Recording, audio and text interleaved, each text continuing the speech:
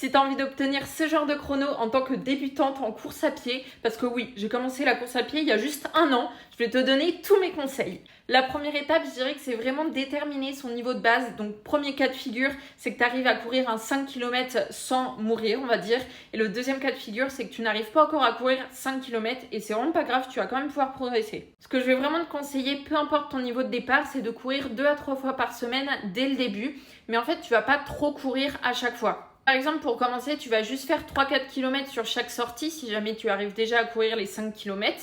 Et si jamais tu n'y arrives pas encore, tu vas simplement alterner course et marche en faisant par exemple les 3 km. En fait, ce qui va être très important, c'est de ne pas augmenter trop vite le nombre de kilomètres que tu fais par semaine. C'est-à-dire, si tu débutes la course à pied, franchement, 8-10 km par semaine, c'est déjà super bien. Donc dès que tu vas savoir courir 5 km sans t'arrêter, je vais vraiment te conseiller de faire 3 runs par semaine. Le premier, ça va être un easy run. Donc là, c'est vraiment un run tranquille en zone 2. Le deuxième run, ça va être un fractionné. Et le troisième run, ça va être un long run où en gros, tu vas faire une distance un petit peu plus longue et un peu plus challengeante.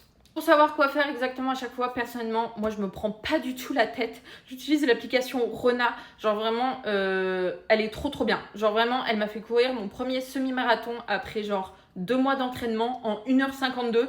Donc vraiment, elle est juste incroyable. D'ailleurs, tu peux tester 2 semaines gratos avec mon code parrain. Je te le mets ici. Franchement, genre essaye, elle est trop bien.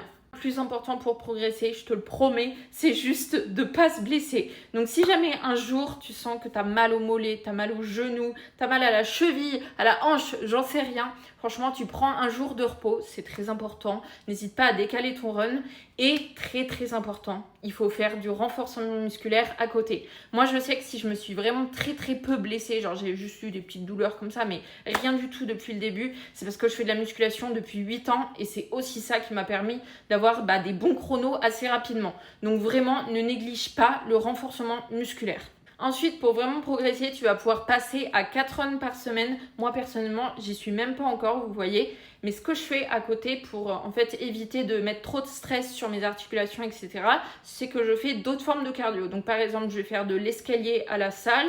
Sinon, je vais faire des circuits parce que je prépare aussi un Aerox. Je vais faire du rameur, du ski erg, de la natation. Franchement, toute autre forme de cardio va être vraiment super bien pour progresser aussi en course à pied sans s'infliger des dommages aux articulations en gros. Ça, c'était vraiment les conseils larges. Voilà, j'ai oublié le mot, genre vous avez compris ce que je veux dire. Mais j'ai plein d'autres tips un petit peu plus précis. Donc si vous voulez, je vous les donne dans une nouvelle vidéo pour vous faire progresser encore plus vite. Voilà, bisous!